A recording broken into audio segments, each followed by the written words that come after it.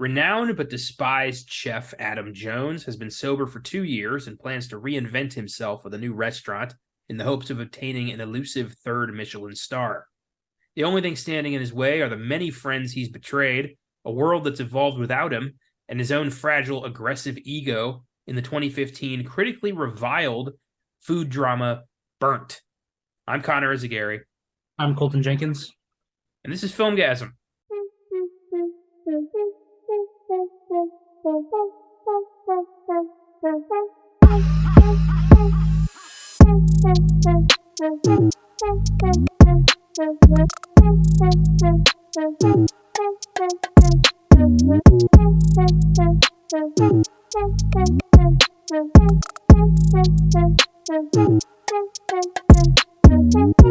Welcome to the Filmgazm podcast. FOODGAZM continues with a film that, in my opinion, garnered a great deal of undeserved hate back in 2015 and fell into obscurity soon after.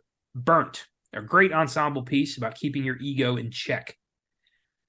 This isn't my big question, but I do have a question. Where do you think all this hate came from? Because this isn't a bad movie, but people went after this thing. Yeah, I don't think it's a bad movie either. I definitely see where the critiques come from. I think people hate it because, again, it's about food, so you get the pretentious people or, who look down on this movie, or you get the people who think that basically every movie about an art form is pretentious. You get that. But this movie is very cliche heavy, and I think that's where a lot of the hate comes from. Honestly, it's very predictable. The cliches are there. And the main character is not likable at all. Yeah, that's fair. But, I mean, he's not supposed to be. He's an arrogant piece of shit who has done some bad things to a lot of people and is trying to find his way back, but hasn't learned anything. Mm-hmm. It's, over the course of the movie, he learns about, counting on people and respecting other people and, being part of a family. It's basically like take a Christmas Carol. Scrooge is a piece of shit for most of the movie. But then by the end of it, he's like, oh, I shouldn't hoard all the wealth and make the poor people die. Okay, good lesson. Merry Christmas. Have a goose. So, sometimes you need the journey to appreciate somebody, or at least, tolerate a character. Sometimes the best dish is the friends we made along the way. There you go. Yep. It's crazy how applicable that is to so many different movies. So, yeah, I love that. Mm-hmm. Yeah. So Burnt, I think it's decent. I think if it's a great ensemble. You got Bradley Cooper, you got Alicia Vikander, you got Sienna Miller, Daniel Brühl, Uma Thurman's in a scene. You got Matthew Rhys, Omar Sy. Like, it's a great cast. Yeah, it really is. Yeah, and decent story, some funny moments, some uncomfortable moments for sure. Mm-hmm. But great critique of Burger King. Love that bit. Yeah, that made a lot of sense. Yeah, because Burger King's great, but it's just Burger King, they don't have any Michelin stars, but if it's 2 a.m. and I have no other options, I'll eat there. Yeah. So my question: This movie very much, as a lot of films about chefs, not all of them, but a lot of them, deal with arrogance. This idea that you can't excel as an artist unless you are a just total prick in some ways. Like, you have to defend what you're doing almost to an insane, dangerous degree. And I'm just wondering what you think about this. Why do you think art and arrogance go hand in hand? I think it goes hand in hand because there are not all of them, but there are a lot of pretentious chefs out there. Like, have you seen Chef's Table? I've caught glimpses of it when my mom was watching cooking shows. It is a very foodie, pretentious show. A lot of episodes are very pretentious. You can tell a lot of the chefs are pretentious, but it's still an enjoyable show. It's still great to look at the amazing looking food and to hear these chef stories. But I think it just comes with the territory, because if a great chef is told that he's great his entire life, arrogance is going to come with that. But I also think, like he even says in the movie to I think Max is his name. He says, if you want to work for me, you have to learn how to be arrogant, because you kind of have to be like thick-skinned to work in the kitchen. Well, there's a difference between being thick-skinned and being like rude and angry and cruel about your work. Like there's being told you're great, and then there's believing that you are God's gift to art. And it's not just food. This extends to film, to painting, to writing. It's almost like there's some people who feel like the art is secondary to the artist's persona. I think, yeah, it definitely comes from that. But also, I think in order to become a great, like the food industry, you can say it's pretentious all you want, and a lot of it is, but it is incredibly, incredibly, incredibly competitive. So to be a great chef, you have to go through shit. You have to have, an incredible passion. You have to work your ass off to get to that level. And I feel like once you give everything that you have into your career or your passion, and then you're surrounded by people who aren't as, after working so hard at something, other people around you, you might feel like they haven't earned where they are like you have. So I feel like you can come across as an asshole. You are an asshole, but I think it's because why don't you care about this as much as I do? A lot of good chefs are sociopaths. And so, the bear. He is so particular about it. And I think that's where a lot of the pretentiousness and arrogance comes from. Because they're like, why don't you understand how hard I worked for this? Because to a lot of people, it is just food. But to these people, it is literally their entire lives. They're so obsessive about it. It's crazy. It's interesting because I'm not a filmmaker, but that is how I, to an extent, feel about film.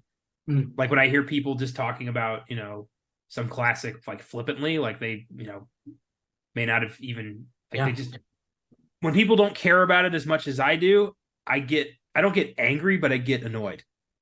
Same. When after seeing the Batman, a lot of people I work with said that it was fucking boring and they made Batman a whiny crybaby and it was an action movie. I'm like, did you not see the movie? Do you not understand how much passion and love to Batman as a character was put into this film? To me, I think the Batman is the best Batman movie ever made. Dude, when the Falcone soldiers are shooting him with machine guns and he's just walking fucking towards them in the shadow, my ass, that movie did not have action. That was really good. And also, we'll talk about it when we do the menu, but that guy, what's his name? Shit.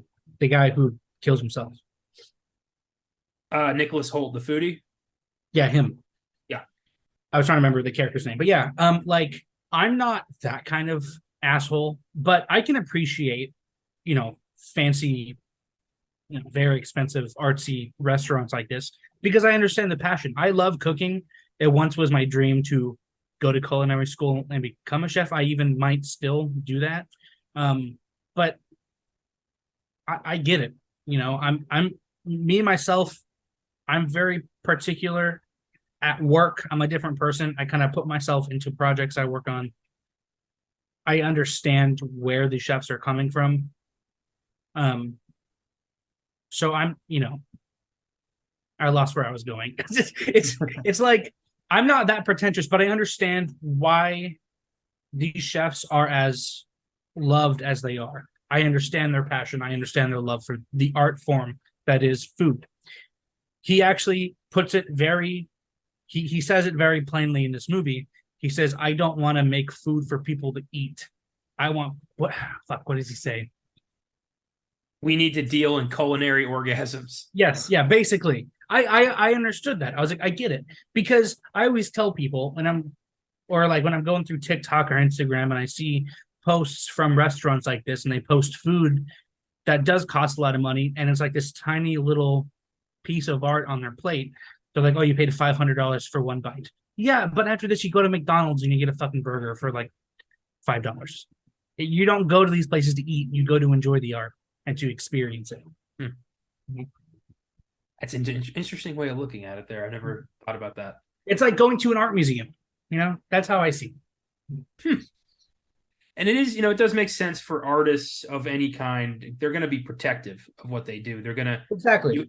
You have to believe in what you're doing, or you're never going to be able to do it to the fullest extent of what you want.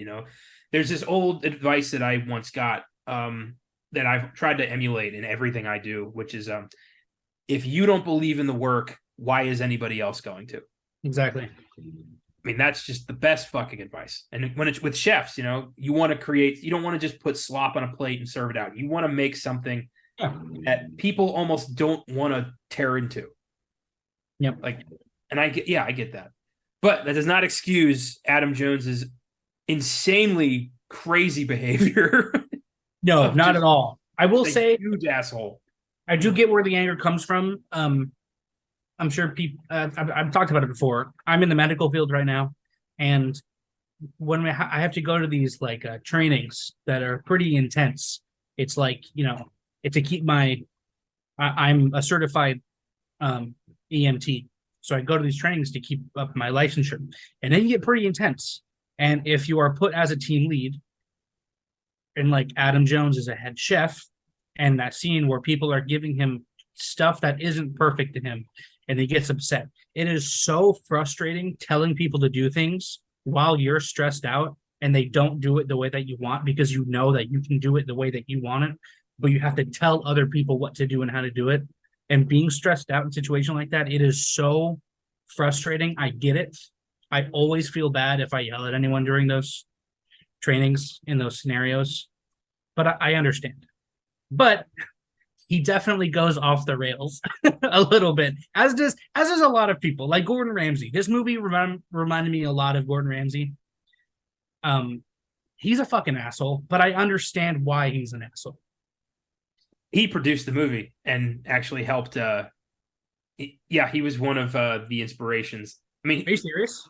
Yeah, Sienna Miller actually yells, "It's fucking raw" in the movie. I did catch that. Yeah. Yeah. So that's kind of cool. Yeah. I'm glad I don't really have that. Like with this podcast, I've got a lot of different people doing a lot of different stuff.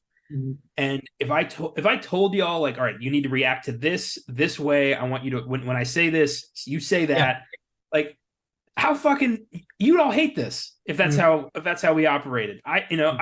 You pointed out once that it's a different show depending on who's hosting. Yeah. I love that approach. I love having, these conversations with you, the old school cinematic conversations with Austin, the, weird ass horror conversations with Caleb. It's always different because I let you guys play to your own strengths and I play to mine. And that's where the conversation comes from. That's where the show comes from. Yeah. I'm glad I don't have that dictator personality where I just tell you all follow this script and don't you fucking improvise or we're done. Yeah, exactly. But again, it's not needed for a podcast.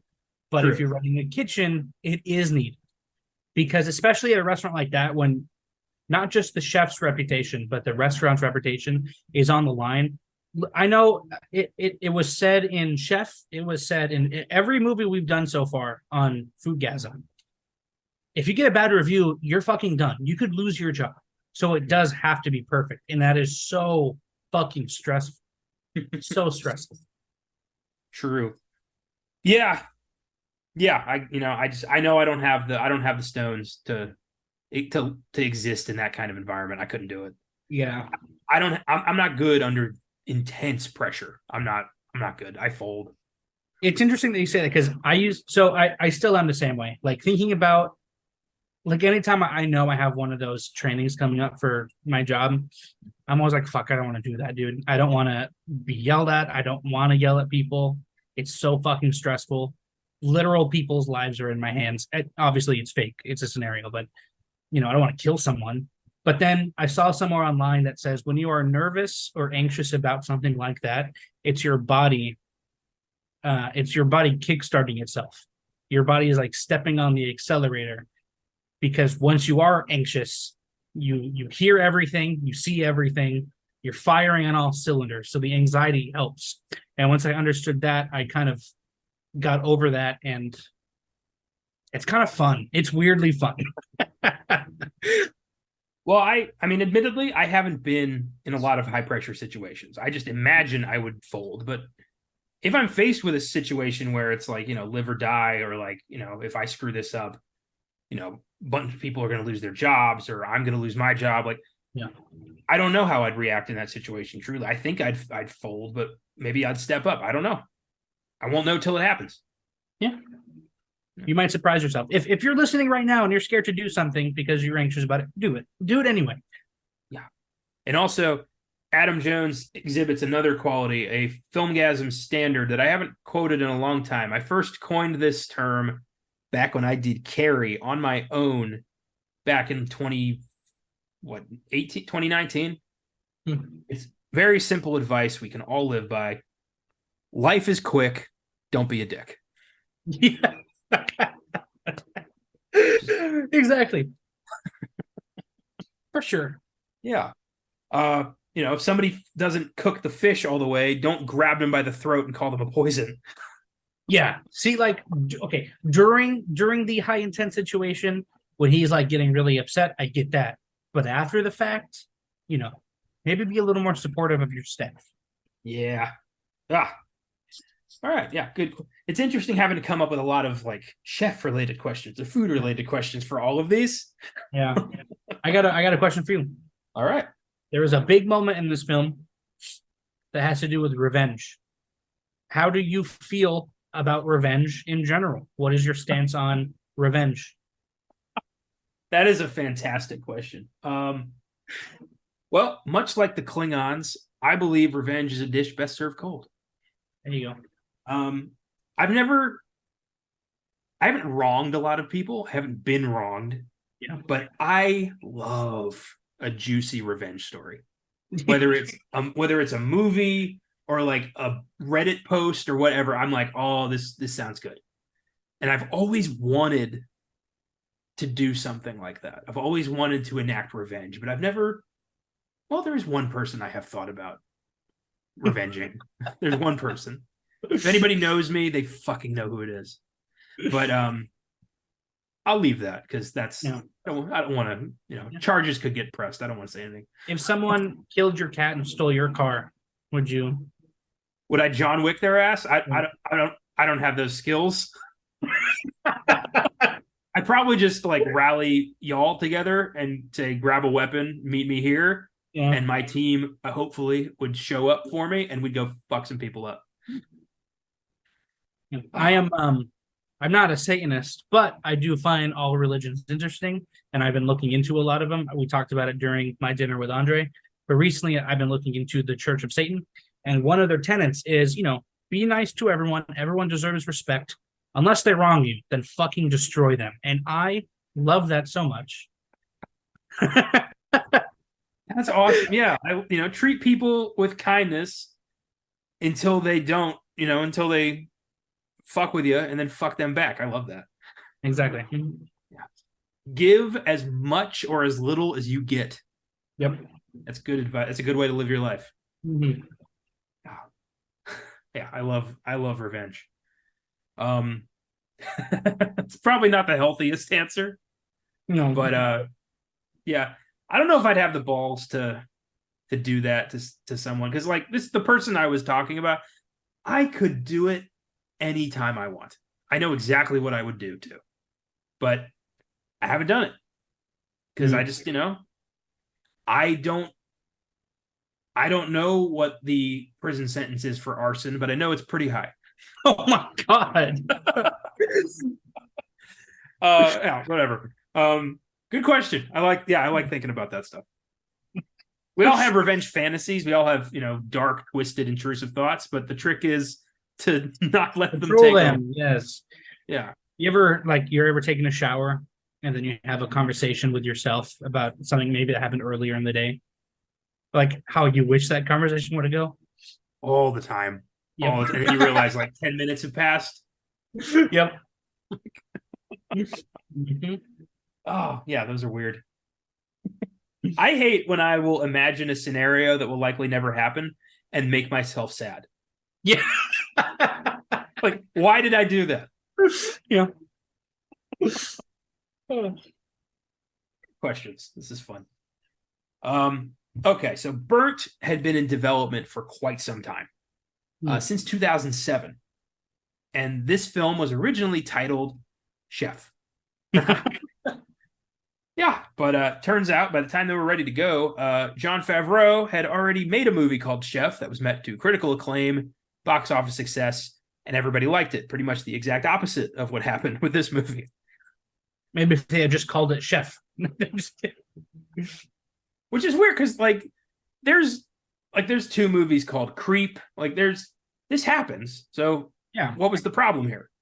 Just it's call it interesting Chef. because I don't think Chef would really be a good name for this movie, but I think Burnt would be a really good name for Chef. I think Boiling Point would have been a great title for this. Yeah, that's fair. Yeah, because I think Chef would be great if it was called Burnt, because he gets burnt, he burns the chef, the kid burns the sandwich. It all comes full circle, baby. I'm surprised they didn't call it like El Jefe. Yeah. But whatever. Before the Weinstein Company bought the rights for this, it was a Sony Pictures project, and that company served Favreau's production with a cease and desist over the title Chef. Sony cleared the titles Chef and The Chef with the MPA, requested that Favreau's production company change the title of their movie on threat of legal action, and Favreau's movie was released in 2014. So basically they were like, stop it. And Favreau's company are like, fuck you, you stop it. Yeah. Sony changed their Chef to Adam Jones. That was the next title. Yeah, like he's fucking James Bond or something. I wouldn't call it that. Adam Jones and the Raiders of the Lost Turbot. Oh my god. In July 2015, they turned it into Burnt, and then the film was released in October 2015. So they were really getting up to the wire there on what the hell they were going to call this movie. 2015? Yeah. Oh, wow. Mm-hmm. I don't know why I didn't hear about this movie. Well, I remember seeing a trailer. I think I went to see some, indie thing at the Bijou Theater, and I think I saw this trailer on that. I remember seeing the trailer for this and thinking, ooh, and then never thinking about it again. That happens a lot. I'll watch a trailer and be like, oh, that looks good, and then I just will never pursue further. But it came out in the middle of Oscar season and was one of those failed Oscar bait movies. Basically, if a movie comes out during Oscar season and fails to be nominated, it's pretty much doomed. Like it's not seen again. It's considered like you tried too hard. You're trying to get awards. You're not doing it for the right reasons. That kind of thing. Yeah. David Fincher was originally going to direct this in 2008. Yeah. Social Network, Zodiac, Seven, that David Fincher. That would have been interesting. Keanu Reeves was going to star. As Adam Jones? Yep. Wasn't Andy Jones the name of the chef in Boiling Point? Yes, it was. Interesting. Yeah. Carl Casper breaks the streak. That would have been crazy if it was like Carl Jones. Imagine if there's a lot of alliteration in Jon Favreau. Carl Casper, Happy Hogan. That's weird. That is weird. I like to think that Happy Hogan, his real name is Carl Casper, and he moonlights as a Cubano chef. Sure, why not? After he was the forehead of security, he became a chef. David Fincher left the project in 2010. Keanu, though, I mean, he's got the rep for being super nice, but he has played some monsters. Like there's a movie that came out in 2000 called The Gift. Not the one with Joel Edgerton and Jason Bateman. This was a different movie called The Gift, another movie that had the same title, no problems there. But this was a movie about Kate Blanchett, who's a psychic in the bayou, and she sees a murder happen, and she's like, I know who did it. It was Keanu Reeves, and Keanu Reeves plays this super sadistic asshole in this movie, and it was so against type. But seeing that, I'm like, he could have played Adam Jones. You think so? Like, can he play passionate, overly perfectionist chef? I think Keanu's got a pretty decent range that only comes out occasionally. I think he could have pulled this off. Because to be fair, I like John Wick, but he plays Keanu Reeves with a gun. I like Bill and Ted, but he's just stoned Keanu Reeves. I like Matrix, but he just plays 90s edgy Keanu Reeves. All right. Well, he was different in The Gift. I promise. I'll check. I think in the first John Wick, he's different too. He's doing something a little different in that movie as well. Yeah, but he's still like his quiet, lonesome self. In Cyberpunk, he voices Johnny Silverhand, and he just plays rock star Keanu Reeves. Also, side note, The Gift is an amazing movie. Oh my god, coming with Joel Edgerton. Oh my god, that is an amazing movie. That's a fantastic thriller. Wonderful.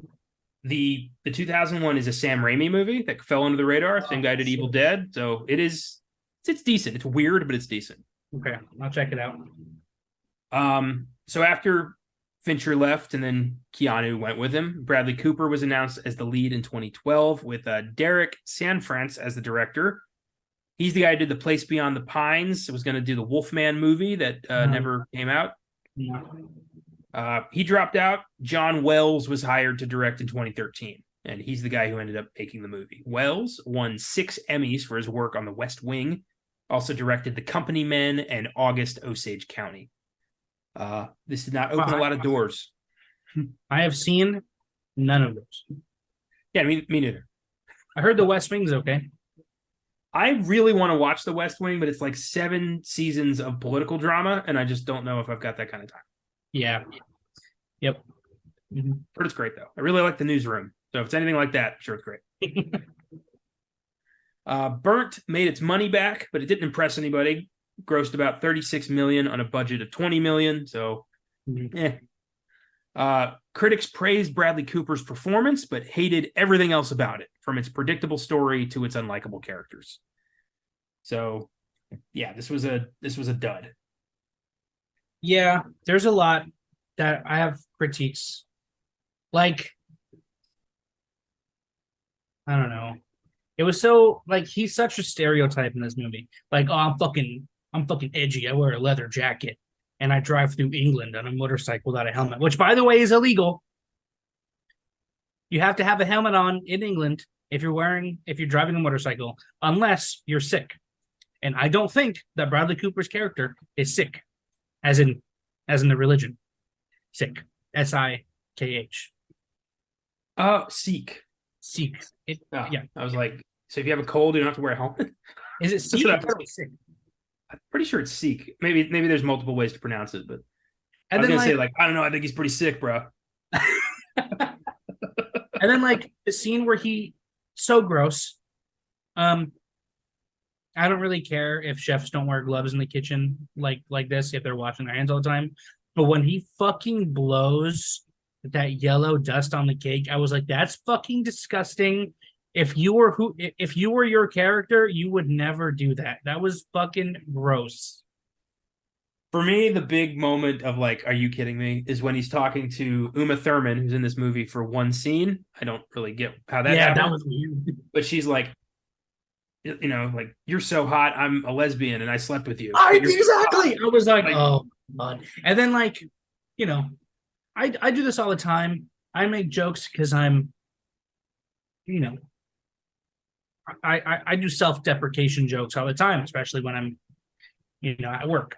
But after, like, the 6th time that he said he referred to himself as a druggie, I was like, we get it. You've done a lot of bad shit. I understand. He was like, whatever. I was on a lot of painkillers. We get it. You don't need to keep saying it. Yeah, it's a way to get try to get some sympathy out of us while he continues to be a prick. Yeah. I did a lot of painkillers. Oh, poor guy. You're a fucking poison. Oh, you just misunderstood. I think he was an idiot for just taking Michelle's word for it that he was over this horrific, life-destroying thing you did to him. So I saw the same. I was like, okay, he's gonna fuck him over. But then I forgot. I completely forgot about it. Yeah. We'll be talking about that scene in a bit. Okay. But I was like, what? But you don't even feel bad because you're like, yeah, he had that coming. Yeah. So Burnt has an IMDb score of 6.6, Rotten Tomatoes score of 28%, audience score of 45%. Jesus Christ. Critics' consensus reads, Burnt offers a few spoonfuls of compelling culinary drama, but they're lost in a watery goulash dominated by an unsavory main character and overdone cliches. There are 4 food puns in that sentence. Yeah. Speaking of overdone cliches, Rotten Tomatoes, really? Watery goulash, a few spoonfuls. Shut the fuck up. And also, there's a lot of movies with not likable main characters. St. Vincent, oh my God. He's a fucking prick in that movie, and I love that movie. Yeah. A Man Called Otto, he's awful. I know that's like the whole point of the movie, but you ever see Filth with James McAvoy? The most unlikable character I've ever seen in a movie. He's a super corrupt Scotland Yard cop who is a huge cokehead, constantly withholding evidence, and also fucking his best friend's wife pretty frequently. Nice. He's our hero. I mean, I just started watching. We were talking extensively about this before we started recording, but I just started watching Breaking Bad. I know that Walter White's a bad guy. He's going to start cooking meth. What is with me in starting fandoms late? Also, that is funny. I mean, I kind of like that, you know. It's interesting to get in after the hype has died down, where you can just kind of watch it at your own pace and not have to worry about people screaming in your face. I think it also, here I go, I'm about to sound pretentious again. I think it can help me see. I can see that, like I'm doing with Star Wars.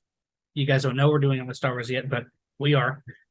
What I'm doing with Star Wars, Breaking Bad, I can view these away from the hype.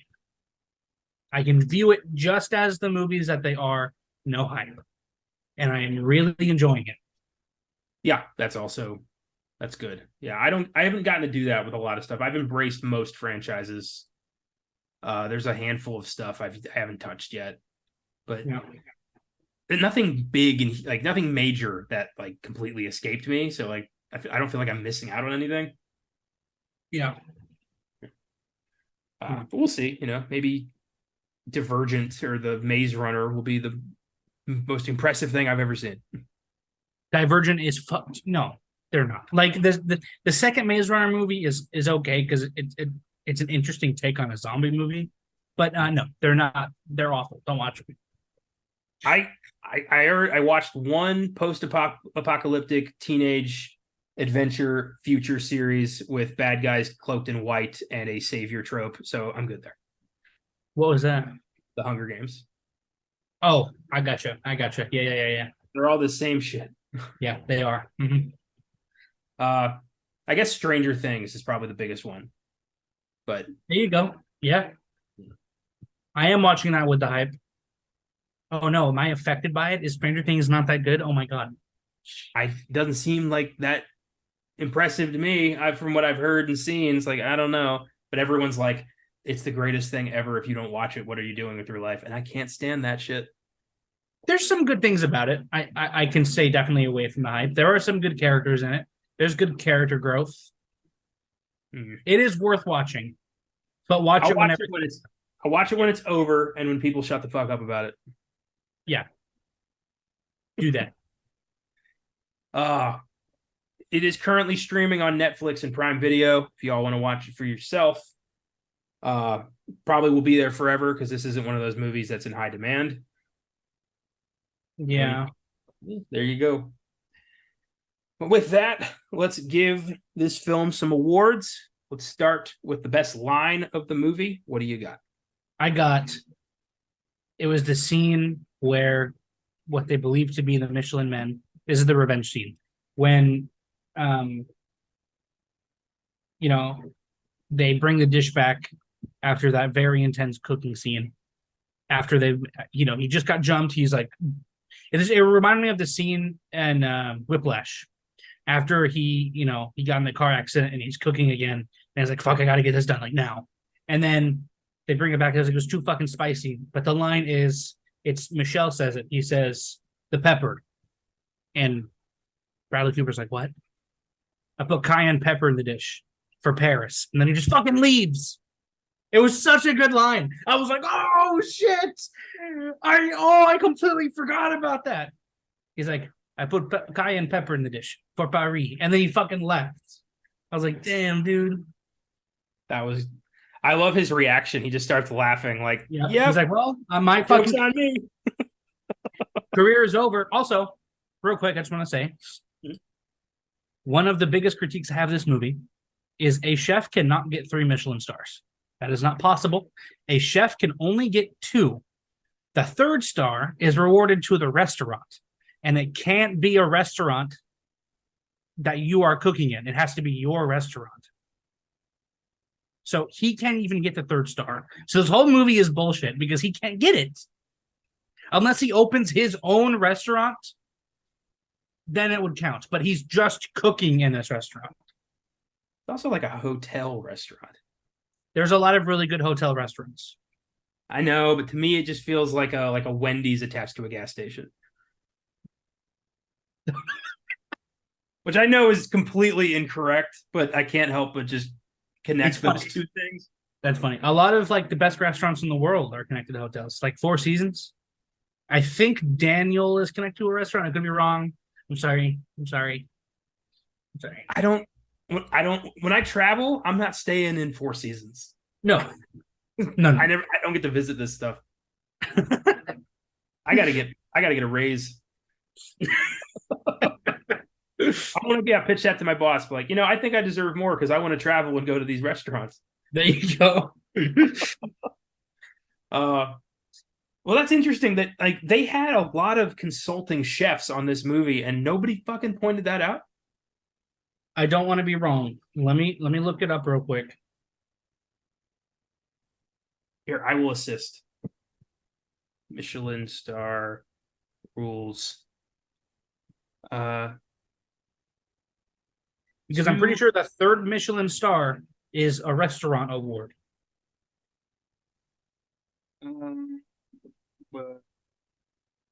There's no limit to how many stars you can award in 1 year. No, these are for like, okay, here, what is the difference between 1, 2, and 3 Michelin stars? 1 Michelin star is awarded to restaurants using top quality ingredients. 2 stars are awarded when the personality and talent of the chef are evident in their expertly crafted dishes. 3 Michelin stars is our highest award given for the superlative cooking of chefs at the peak of their profession. I could have sworn, I guess I'm wrong, but I could have sworn that the 3rd star is a restaurant award. Is the 3rd Michelin star exclusive to restaurants? 3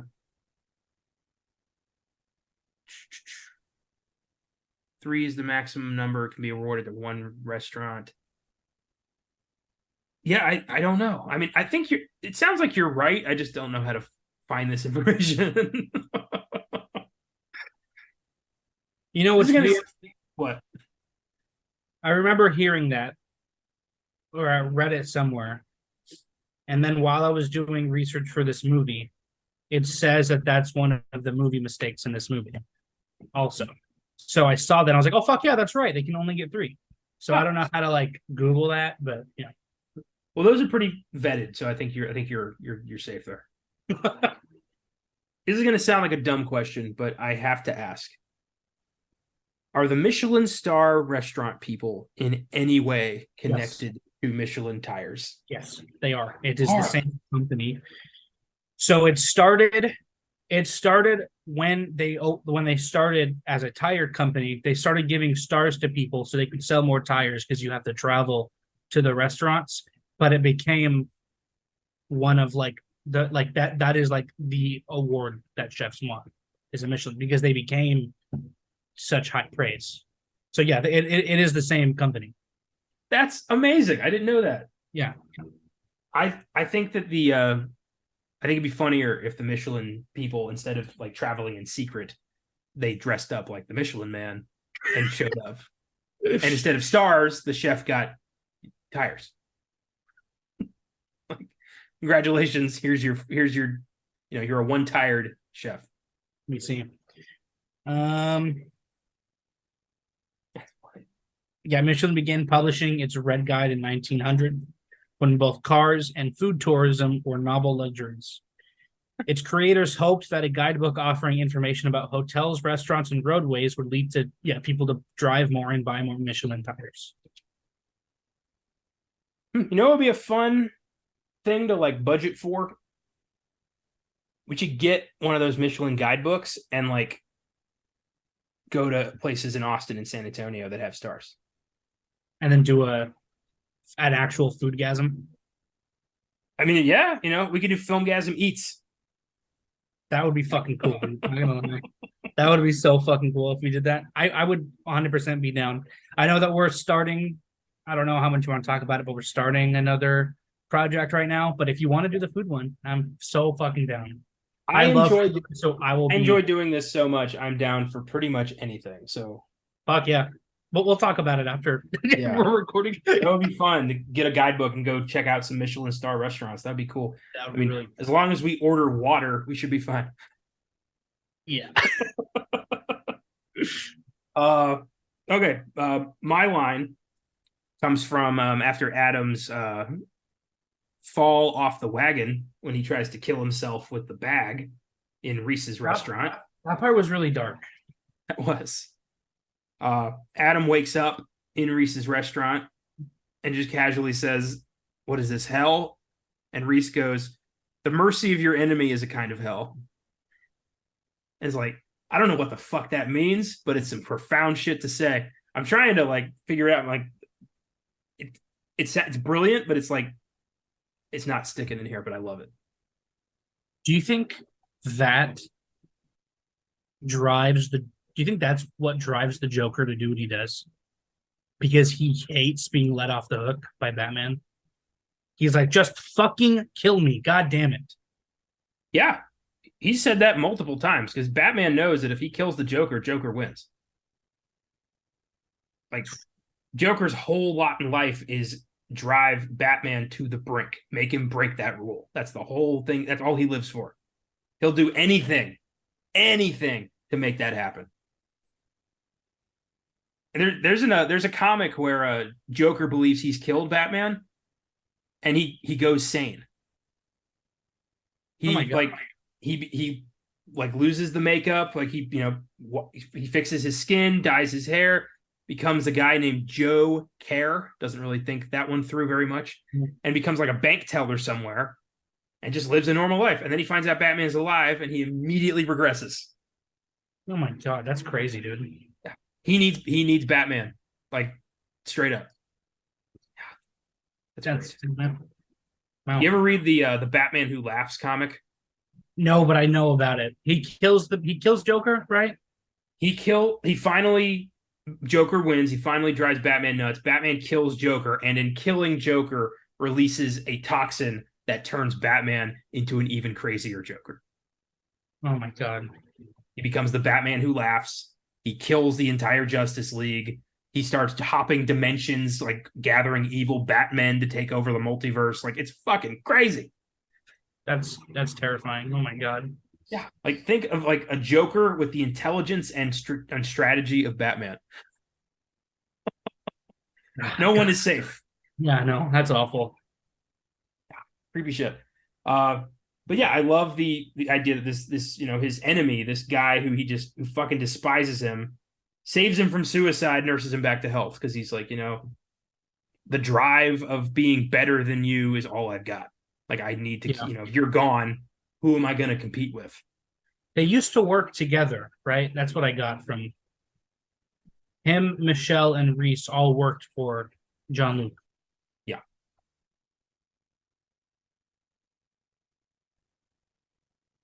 That's yeah. I don't think we ever find out what went sour. I have a feeling it was related to the daughter. Yeah. Usually you can trace this shit back to a woman in these Yeah, movies. exactly. I guess they mentioned that like he got her pregnant, but that never comes up again. Yeah, I know. They said that, and I was like, "Oh, what?" And then it just. I thought she was gonna show up with like a 2-year-old and be like, "Hey, this is your kid." Yeah. I'm also the thing with the. Of course, he got the girl. You know, he's like, "Nope, I've given up. I've given up drugs. I've given up alcohol, and I've given up women." And for a second, I was like, "Oh my god, is he gonna fall in love with the maitre d' guy, with Daniel Brühl?" I was like, "Oh fuck, is this actually gonna happen?" And then and then he didn't, and he ends up getting with the girl, and I was like, "Fuck you, dude. Why?" Like it would have been. I don't know. I think it would have been such a more satisfying ending if he didn't. If they just stayed friends. I agree. Especially like she should fucking know better. She should know how volatile and dangerous it is getting in a relationship with this guy. Yeah. I also think this might be crazy, but I wish that he didn't get the second chance. I wish that those were the Michelin star people, and he didn't get the third star. I wish that he, you know, it's a cool ending when Daniel Brühl is like, "Hey, I called them. They're actually not the Michelin people." When that happened, I was like, "Oh, come on, dude." Yeah, Like, it seems like a cop out. Yeah. What I would have done is I would have kept that. I would have had the ending where they're like, "Hey, we think they're here," and he's like, "Let's do this. We're gonna do this together," and they still didn't get it. Like in that moment, he learns, "Oh, I'm not as amazing as I thought I was," and he Because gets humility. That's a callback to what he said at the beginning. He's like, "I thought I was as good as people said I was. Some people even said I was." So I wish that, yeah. Oh well. Best music moment. I'm not gonna lie. I did not like the music in this movie. It just seemed very plain and generic. But I will say, the scene where he's looking at the river and he throws his notebook in, I thought that was an emotional moment. And I guess the music kept in, but I did not like the music at all for this movie. Like I said, it was generic. It all sounded exactly the same. It just felt samey. You're right. It does have this kind of, almost like a beat you would find on one of those old, like, auto keyboards at a toy store. It was like that, and then it was like the music seemed like it was in a YouTube video. I'm sorry. I think the composer is Rob Simonson. Like I don't want to like bash your work, man, but this was not good. I agree. I went with a needle drop. I went with the opening credits. Yeah, it serves you right to suffer by John Lee Hooker. Nice bluesy badass song for this renegade, chef on the wild side. He cooks the things that society doesn't want you to eat. That's why I didn't take it because it started playing and I was like, oh my god. Yeah, I was like, oh, he's a badass. I got you. He's got swagger, and it was kind of unearned, but I thought that was a badass song, so I went with that. It reminded me of. It didn't remind me of because Cars 3 is not the first fucking movie that did this, but like when he was like, "Oh, I cook the old school way. I don't want to cook using sous vide and plastic condoms and all that shit." And then he's like, "Okay, I'll use a sous vide in a plastic bag." I kind of wish he didn't. I was like, "Dude, you just fucking said how much you hate it." I thought it was a little ridiculous that everyone was like, "You cook with a frying pan?" Do you know how many fucking cooks use frying pans today? I assumed all of them. Yeah, all of them. I didn't know. Like, did I miss something at some point? Like, are we like? Yeah, Like certain like staples of life don't just go away like that. Sous vide is still like it's a really good idea. It is used a lot today, I'm sure, but no, he's not failing because he doesn't use it. You know what it does, right? You know what it is. It's a bag where you cook food. So it's a plastic bag, right? It's this thing where that okay. So it's a bath of water, and there's a device in it that whatever temperature you set it to, it will stay at that temperature consistently until you don't want it anymore. So it's more consistent than just putting it in a pot and boiling water. It'll keep it at that temperature. So with a lot of like an easy way to get really good cooked steak is if you put raw meat in a bag and you vacuum seal it and you put it in a sous vide to the temperature that you want it. Like if you want like a medium rare steak, you would get it to the temperature of right before medium well done steak, and then you would sear it in a pan when it's done, so it's completely cooked all the way through and seared on the edges. That's what a sous vide is. Neat. Yeah. See, I all I know about cooking is everything I have. So we gotta do FOODGAZM eats. We get. If you want to do a food podcast, I am in. I'm so down, dude.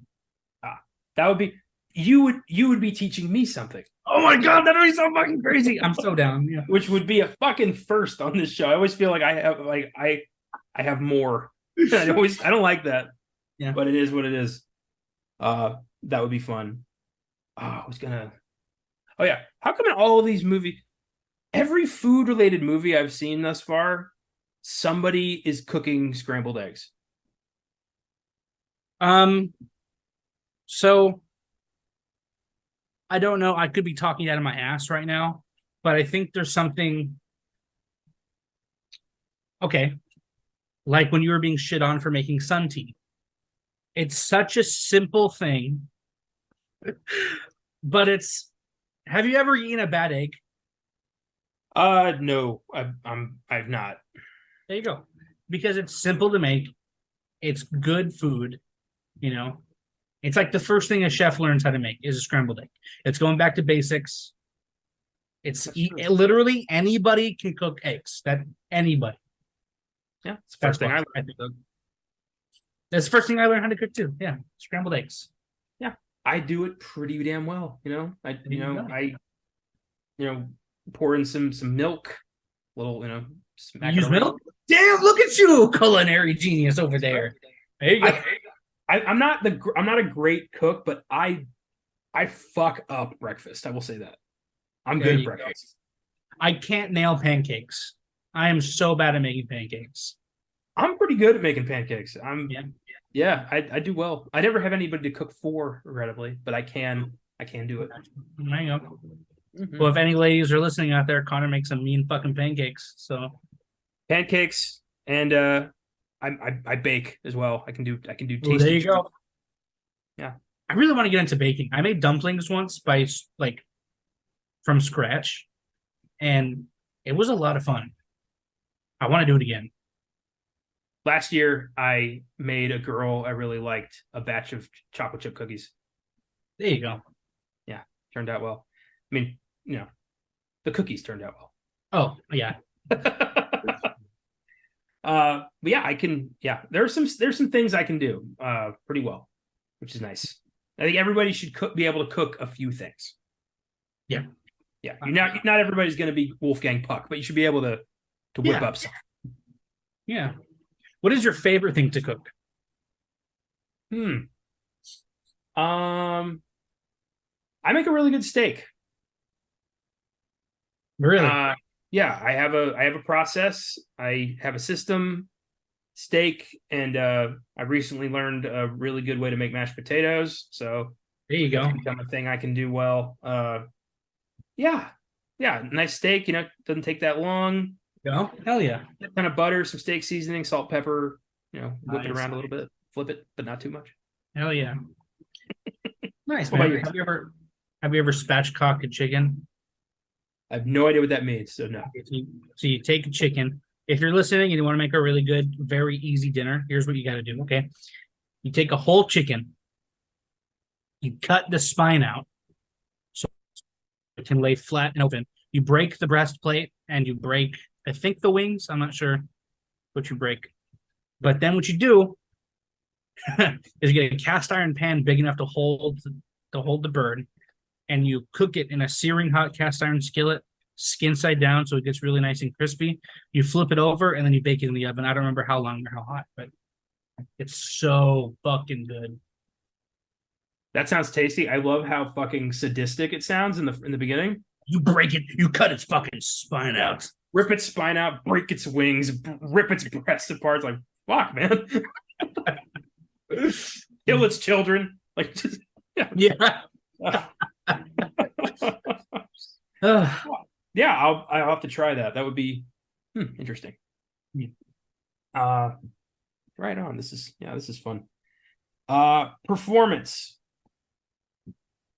I didn't want to go with oh my god. This happens every episode. Bradley Cooper. I didn't want to go with him because he really did sell the, sadistic, sociopathic, obsessive chef. But honestly, fucking Zemo, man. Daniel Brühl, I think he's the best performance. He really seemed like a guy who was just, he got roped into this and he's like, fuck, dude. Like, he was like, he really seemed like he was trying to help Adam. And he was at his wit's end. He was like, bro, just fucking calm down. The scene where, because he says that Helene can't get time off to go to her daughter's birthday party. And then he's like, hey, I'm with a girl. She wants a fucking cake. Make a cake. That was so good, man. So good. And the scene when Bradley Cooper kisses him, I'd probably have the same reaction if Bradley Cooper kissed me, but whatever. 2-1. I had Daniel Brühl written down until the end of the movie. To the end. Oh, okay, yeah. I did give it to Cooper. Mm-hmm. But Brühl is fantastic. I mean, that's got to be a curse, like a gay man in love with a straight man. Yeah, a crazy straight man at that. I don't know how anybody, like, why do people fall in love with psychopaths? Like, I said it when I was very much of like, I'm a personality first guy. Yeah. Like, I could never fall in love with somebody who has that many glaring red flags. Yeah, exactly. Yep. I think I texted you while I was watching the movie. Do you think that's why people say they hate the movie? I'm sure there's some dickheads out there, the second they see a gay character, they're like, nope, and they just walk out. So that does happen. Did you see Strange World? I have not. I didn't see that yet.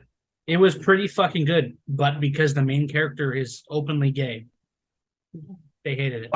Lightyear tanked because there was a gay character in the background once. I know. Yeah. Fucking stupid.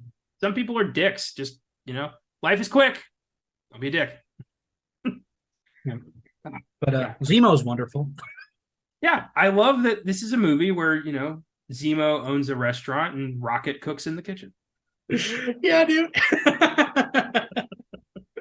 This is how he becomes Zemo.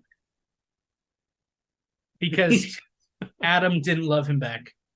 Oh, he's driven to madness by Adam Jones. Yep. That's great. But I love that he, he's also trying to do right by his dad, whatever happened there. Mm-hmm. And he's got his own reasons for taking this insane gamble. Yep. And he just has this exasperated, like, could pop at any moment kind of thing going on that I really liked. Mm-hmm. Also, that fucking skill to take a quick sip of one and be like, oh yeah, that's great with the fish. Oh yeah, that's great with the pigeon. Oh yeah, that's great with the beef. What are you doing? How do you know that? I love when he takes a sip of the like sauce and he's like, what do you think? He's like, it's good. It's like, good means nothing. Like, tell me something else. It is. I do hate that feedback when somebody tells me like, oh, that's good. Yeah. And explain. Yeah. Yeah, I want specifics. Like I can't work with that's good. Give me something. Yeah. I love how on some level every artist is the same, regardless of what that medium is. Exactly. That's where it comes. That's where the union is. It's shitty feedback. Exactly. Artists understand artists. We don't agree that they're pretentious, but we understand it to a degree. Think of how much out there wouldn't exist if artists weren't a bit pretentious. Yeah. I mean, movies alone, there would be like 6 movies and they'd all have Eddie Murphy in them. You need artists. It would all have Eddie Murphy as the only character. That's what. Yeah, and we'd all be the cinematic art form would have died 20 years ago, and we would never talk about it. Every movie would be like Jack Black's characters' movies in Tropic Thunder.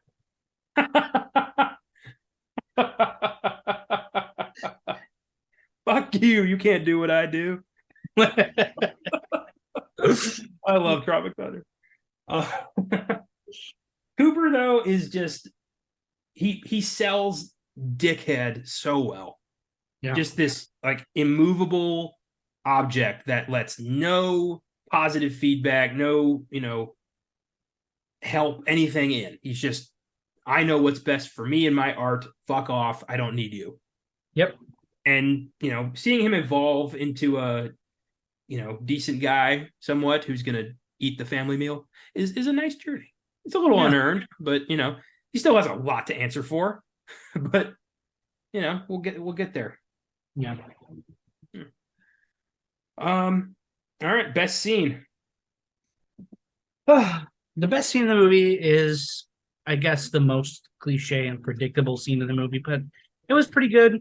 It was when Zemo walks in and he's like, "Hey, dude, like the Michelin guys are actually here." And as much as I hate that cop out, when he was like, "Okay, we'll do what we do and we'll do it together," that was such a good scene. A nice little bow on top. They're all cooking together. The staff is finally happy because they're all like smiling. It's a good watch. It's a good seeing that. Yeah. What works? Team works. Wonder Pets. Wonder Chef.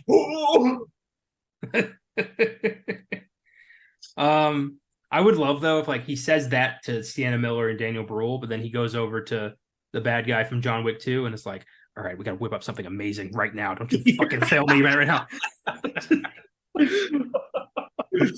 If that is not perfect, I will throw your ass through that fucking wall. Yeah. Oh, I went with the Michelle's Revenge. That was just I was not expecting that. Mm-hmm. It did feel earlier when he's like, "Hey, you remember that time you let rats loose into my new restaurant?" No biggie. I'm like, yeah, that sounds like a biggie. Yeah. This doesn't sound like it's over, but like you, I forgot. And I thought the fuck up was going to be like he bled onto the plate. I did too. When they brought it back, I was like, oh, fuck, he bled, dude. Yeah. Which would shut the restaurant down. Yeah, that's the end of everybody's career right there. But no. Too spicy. Cayenne pepper. Like, even when it showed Michelle's face, I was like, what happened? And then I saw the red on his hand. I was like, I don't understand. And then he was like, I put cayenne pepper in the dish for Paris. I was like, oh, shit, I completely forgot. I love that, just for Paris. And then he takes off his apron and walks the fuck out, never to be seen again. That's the long con right there, baby. That was good. Yeah, did not see that coming. And then his reaction was just like, I thought he'd snapped. I thought like, oh, this is it. He's going to stab somebody. Well, he did. He tried to kill himself. He relapsed. He got drunk and he tried to kill himself. I love that he went to like the person who hates him the most and then he talked him out of it. You don't see that enough. Like somebody going to their worst enemy in their like darkest moment and then the guy like saves them. Imagine if Batman did that. Goes to Joker's house and he's like, hey man, I'm having a pretty rough day. I mean, the end of The Killing Joke is kind of that. Yeah, it is. But if Batman, like, let's say, Robin and Alfred were killed by the Penguin and it was Batman's fault and he was, he had nothing left to live for. He ends up at like Joker and Harley's house and he's like, gonna stab himself with a batarang and Joker's like, no, I need you. I really wonder. First of all, I'm going to say right now, I'm part of the fans that believe that Batman killed the Joker at the end of Killing Joke, and that's why he stops laughing and Batman keeps laughing. But whatever. I wonder what would happen if Batman really did show up at the Joker's house and was like, "Hey man, I'm having a rough day." Like, would they fight? Would Joker kill him? I don't know. Like, there's, I think there's, they've been fighting for so long. I think there's this air of like, maybe not today. Like Tuesdays are off limits. They definitely respect each other to a certain degree. Absolutely. I like that. You see a bit of that in the Harley Quinn show with certain characters because it's a comedy and they play that up. Like there's a whole arc where like Joker decides he doesn't want to be a bad guy anymore because he like hung out with this like single mother and he's like, I like this life. I'm gonna do this now. Oh, it was actually really sweet and everyone just respected it. No, I think Joker would have a moment. He'd be like, "Hey man, I'm having a rough day," and Joker'd be like, "Hold on, what?" That's a great idea for a story. Just like two lifelong enemies who just decide one day, like, let's just talk it out. Like Banshees of Inisherin, but in reverse. Yeah, that's I love that. Yeah, good stuff. Very good stuff. Well, let's see what Letterboxd has to say on our final segment here. What's in the box? What's in the fucking box? Give me the gun. Surprisingly, 3 out of 5. Interesting. Okay. Yeah, was not expecting that. And I've got 4, all pretty negative reviews. Yeah. Like, hilarious. This first one's from Joe K. Sounds kind of like joke, which is funny since we've been talking about the Joker a lot. If I have to hear the phrase "yes, chef" again for the 50th time, I'm going to lose my mind. 2.5 stars. Yeah, there has been a lot of that during Foodgazm. You don't have this. If you can't deal with "yes, chef," you don't have the stones to be it. I mean, I've had to say it. Yeah, I've had to say it myself, verbatim. If you combine just the 3 movies we watched plus all of The Bear that we've watched, we've heard this phrase a lot.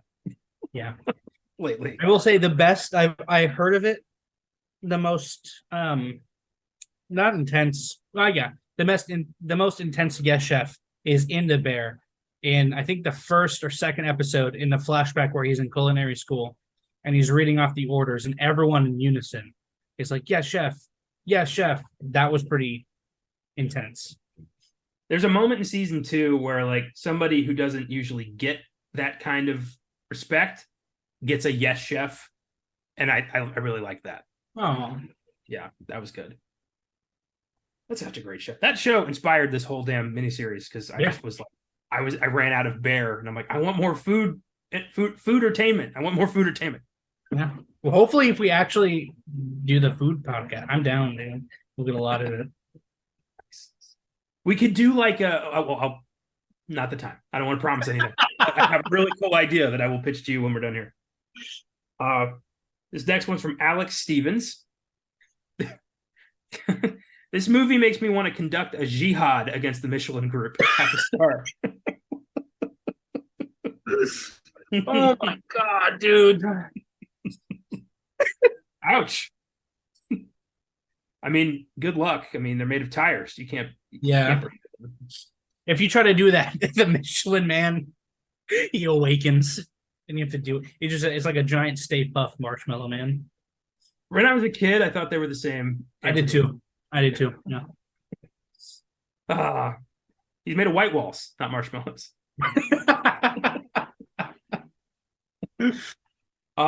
This next one's from Groovy Movie Man.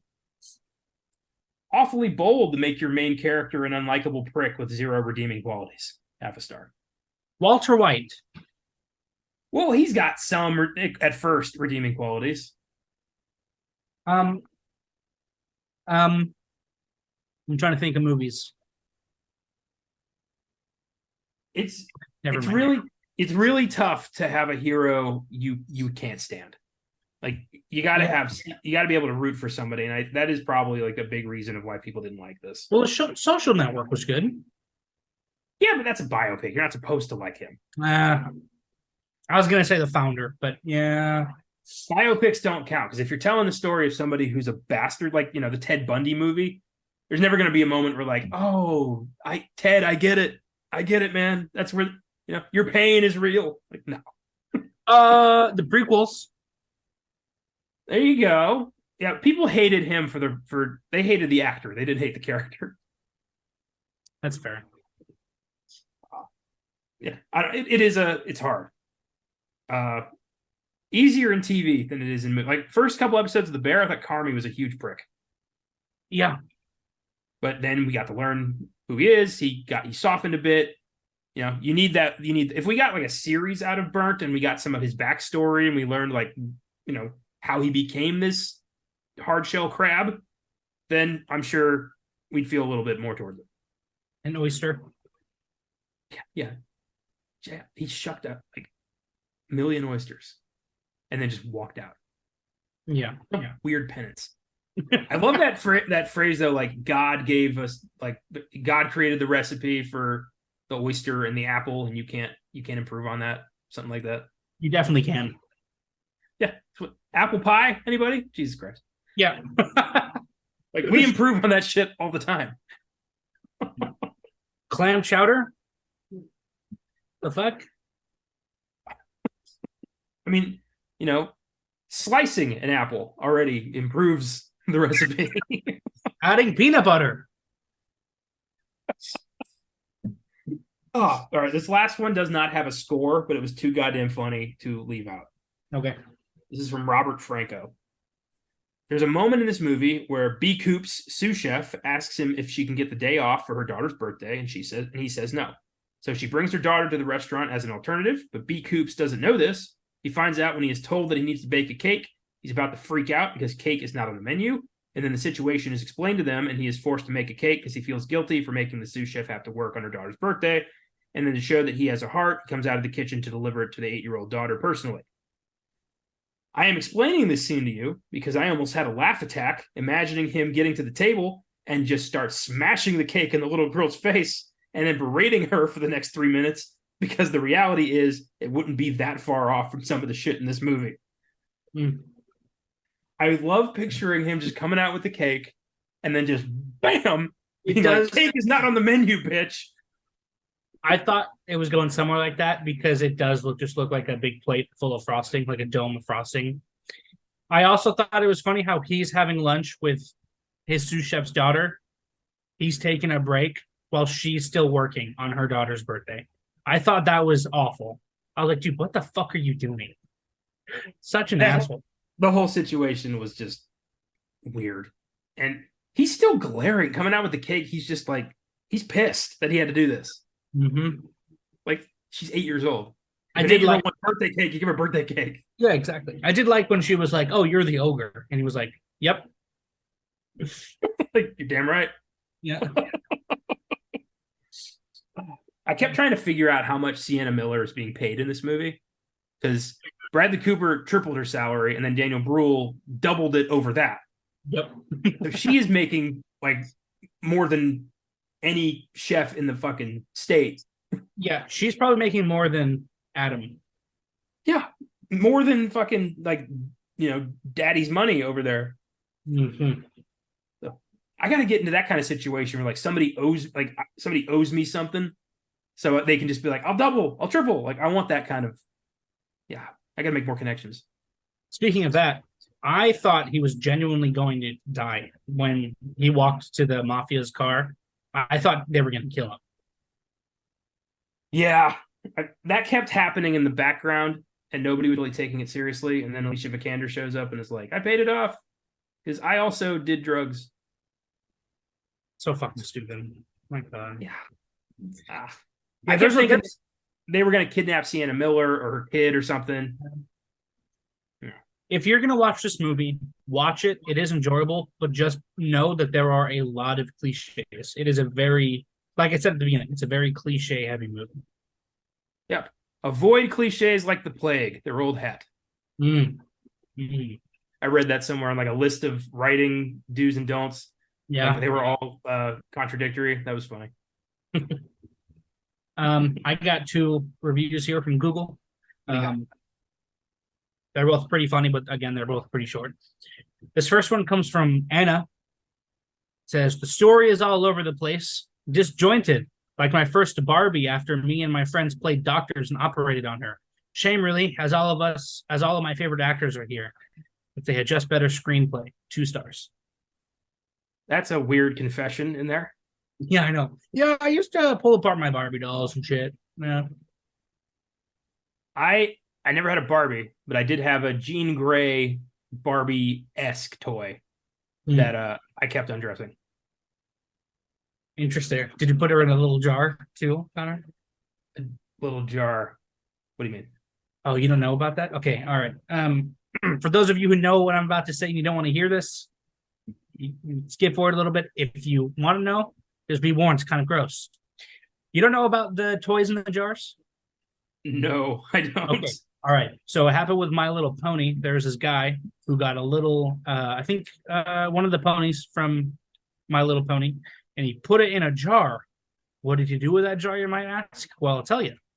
He went ahead and he masturbated, and every time he finished, he would finish into the jar until the jar got full, and then he would start again. So you're asking me if I jerked off on my toys? No, I did not. This was when I was like 5. Oh my god, dude! Wow, what the fuck? Was this in the news or something? Like, how did you find out about this? It's online if you look it up. Just look up. I'm good.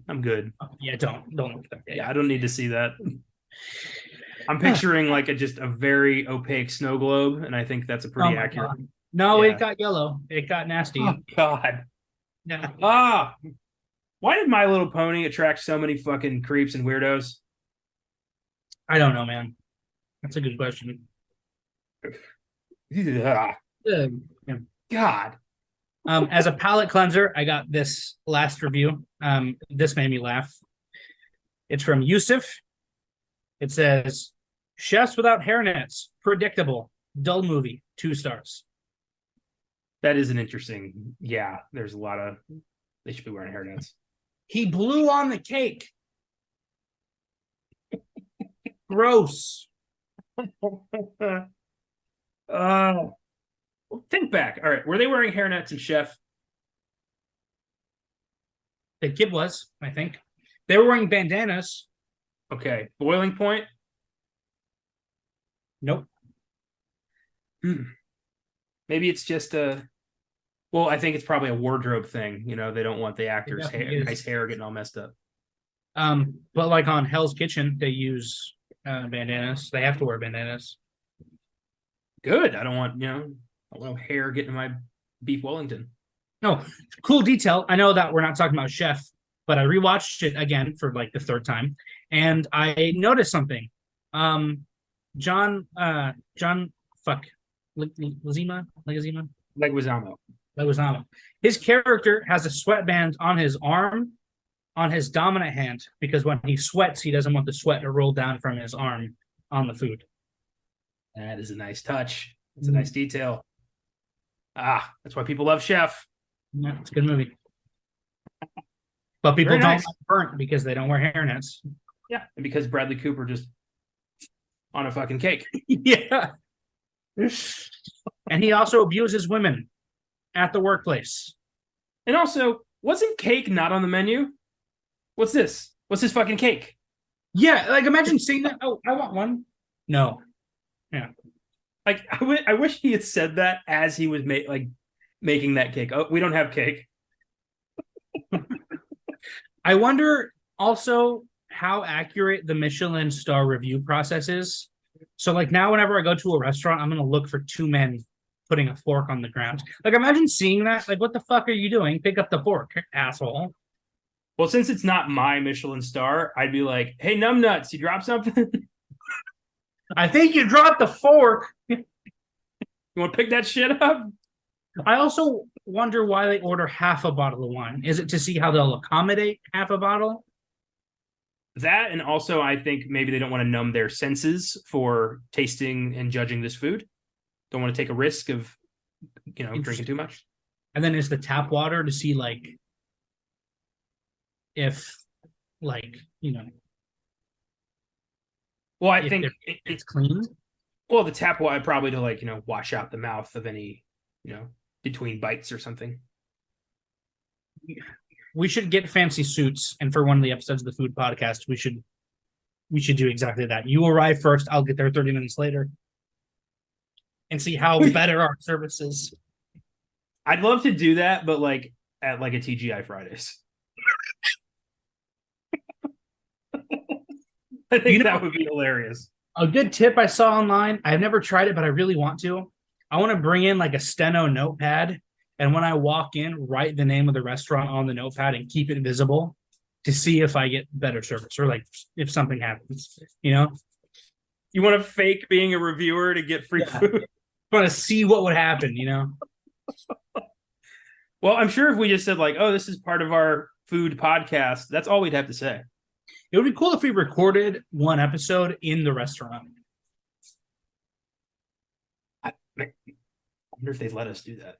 I'm sure some places must do it, That'd be interesting. Yeah, we're gonna have to figure out what this is gonna be. I'm excited. Yeah. Anyway. This was fun. Looking forward to next week's, which is still up in the air. We have a goofy one planned. It probably will stay that way, but until then, this was a blast. Thanks for listening, everybody. If you like the show, follow us on Facebook, Instagram, and Twitter at Filmgazm Productions. If you want to suggest films for us to check out, you can email us at filmgazm@gmail.com or send us a message through the socials. Check out our Letterboxd accounts for daily reviews.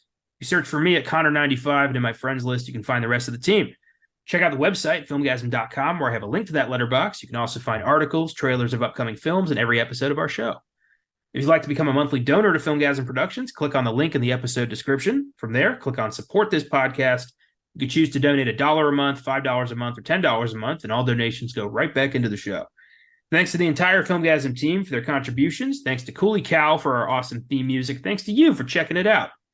Foodgazm will continue next week with another movie about food or restaurant life. Don't be a complete prick to everyone who loves you, but if you do, don't be surprised if it comes back to bite you in the ass. For Paris. Yeah. Take it easy. Keep watching movies, and we'll see you next time.